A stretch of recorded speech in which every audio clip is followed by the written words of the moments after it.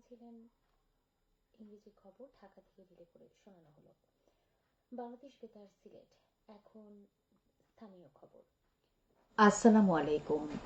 আজ বৃহস্পতিবার, বিশ্ব অগ্রহায়ণ ২রা জামায়াতে ইসলামী ৫ ডিসেম্বর। বাংলাদেশ বেতার সিলেট সংবাদ পড়ছি রিফাত আরা।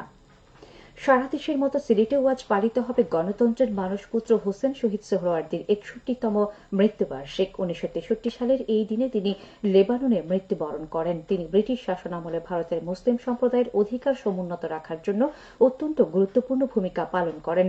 তিনি গণতন্ত্রের জন্য সারা জীবন লড়াই করে গেছেন। এ উপলক্ষে বিভিন্ন রাজনৈতিক ও পেশাজীবী সংগঠন নানা কর্মসূচি গ্রহণ করেছে। সারা দেশের মতো সিলেটেও আজ পালিত হবে আন্তর্জাতিক স্বেচ্ছাসেবক দিবস। যেকোনো দুর্যোগে মানবিক সহায়তা প্রদানে স্বেচ্ছাসেবকদের সচেতন ও দক্ষ করে গড়ে তোলার লক্ষ্যে দিবসটি পালিত হয়। এ উপলক্ষে সরকারি বেসরকারি উদ্যোগে নানা কর্মসূচি গ্রহণ করা হবে। বিশ্ব মৃত্তিকা দিবস। আজ বিশ্বের অন্যান্য দেশের মতো বাংলাদেশেও যথাযথ মর্যাদায় দিবসটি পালিত হবে। উদ্ভিদের জন্ম বৃদ্ধিতে ও মানব কল্যাণে মৃত্তিকার গুরুত্বকে স্বীকৃতি দিতে বিশ্ব মৃত্তিকা দিবস পালন করা হয়। মৃত্তিকার সঠিক পরিচর্যার গুরুত্ব বিষয়ে সচেতনতা বৃদ্ধির জন্য মৃত্তিকা বিজ্ঞানের আন্তর্জাতিক ইউনিয়ন ২০০২ সালে বিশ্ব মৃত্তিকা দিবস পালনের প্রস্তাব উত্থাপন করে।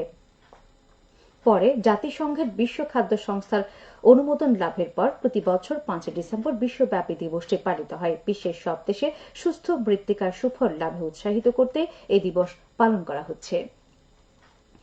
সুনামগঞ্জের তাহিরপুর উপজেলা মুক্ত দিবস ছিল গতকাল। ১৯৭১ সালের এই দিনে পাকিস্তানি হানাদার বাহিনীর কবল থেকে জাতির শ্রেষ্ঠ সন্তান কুতুবভয় মুক্তিযোদ্ধারা তাহিরপুর উপজেলাকে মুক্ত করেন।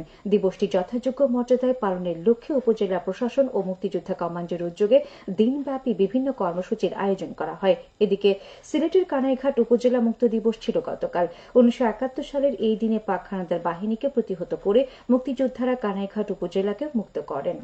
আজ ৫ ডিসেম্বর মৌলভীবাজারের জুড়ি উপজেলা মুক্ত দিবস। ১৯৭১ সালের এই দিনে তৎকালীন বড়লেখা উপজেলা ও বর্তমানে জুড়ি উপজেলা হানাদার মুক্ত হয়।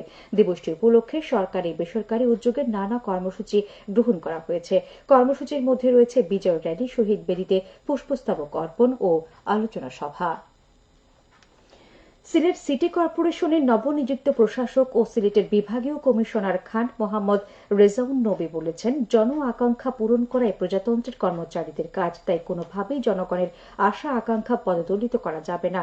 নাগরিকদের চাহিত সেবা দ্রুত প্রদান করতে হবে। তিনি গতকাল দুপুরে নগর ভবনে কর্মকর্তা কর্মচারীদের সঙ্গে মতবিনিময়কালে এসব কথা বলেন। মতবিনিময় সভায় সিটি কর্পোরেশনের প্রধান নির্বাহী কর্মকর্তা মোহাম্মদ রেজাই রাফিন সরকার সহ সব বিভাগের কর্মকর্তা কর্মচারী উপস্থিত ছিলেন।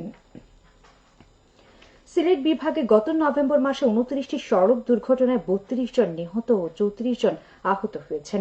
বিভাগের সবচেয়ে বেশি সড়ক দুর্ঘটনা সংঘটিত হয়েছে সিলেট জেলায়।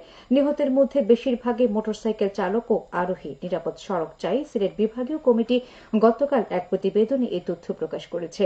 প্রতিবেদনে উল্লেখ করা হয়, নভেম্বরে জেলায় ১২টি সড়ক দুর্ঘটনায় ১২ জন নিহত ও ১৭ জন আহত হয়েছেন। সুনামগঞ্জ জেলায় ৫টি সড়ক দুর্ঘটনায় ৬ জন নিহত ও ৩ জন আহত হয়েছেন।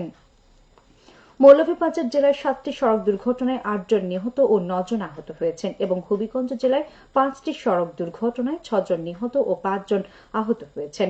বিভাগের সড়ক দুর্ঘটনায় নিহতের মধ্যে ১৭ জন মোটরসাইকেল চালক ও আরোহী এবং ৫ জন সিএনজি চালিত অটো রিকশা ও লেগুনা চালক এবং যাত্রী ও ৬ জন পথচারী রয়েছেন। এছাড়া নিয়ন্ত্রণ হারিয়ে গাড়ি উল্টে ৪টি দুর্ঘটনায় ৫ জন, মুখোমুখি সংঘর্ষে ১০টি দুর্ঘটনায় ১৩ জন নিহত, বৈদ্যুতিক খুঁটি ও গাছের সঙ্গে ধাক্কায় ২ জন, এ সময় ১৪ জন চালক নিহত হয়েছেন।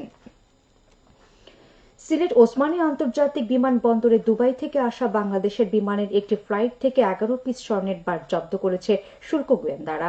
আটক স্বর্ণের মূল্য প্রায় ১.৫ কোটি টাকা বলে জানিয়েছেন সংশ্লিষ্টরা। গতকাল সকালে দুবাই থেকে আসা বিমানের একটি ফ্লাইটে পরিত্যক্ত অবস্থায় স্বর্ণের বারগুলো জব্দ করা হয়। জব্দকৃত ১১টি স্বর্ণের বারের ওজন ১ কেজি ২৮৩ গ্রাম। তবে এ সময় কাউকে আটক করা হয়নি।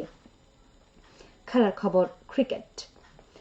সিলেটের মাঠে আজ থেকে গড়াচ্ছে বাংলাদেশ ও আয়ারল্যান্ড নারী দলের মধ্যকার ৩ ম্যাচের টি-২০ সিরিজ। গতকাল নগরের পান্নিছড়া চা বাগানের চা শ্রমিকদের ঐতিহ্যগত পোশাকে দুই দলের অধিনায়ক নিগার সুলতানা জ্যোতি ও গ্যাবি লুইস এ সিরিজের ট্রফি উন্মোচন করেন। ট্রফি উন্মোচনের আগে প্রতীকী পতাকা উত্তোলন করেন জ্যোতি ও গ্যাবি। সিরিজের দ্বিতীয় ম্যাচ আগামী শনিবার ও তৃতীয় এবং শেষ ম্যাচ অনুষ্ঠিত হবে আগামী সোমবার। সিরিজের সবগুলো ম্যাচই অনুষ্ঠিত হবে সিলেট আন্তর্জাতিক ক্রিকেট স্টেডিয়ামে।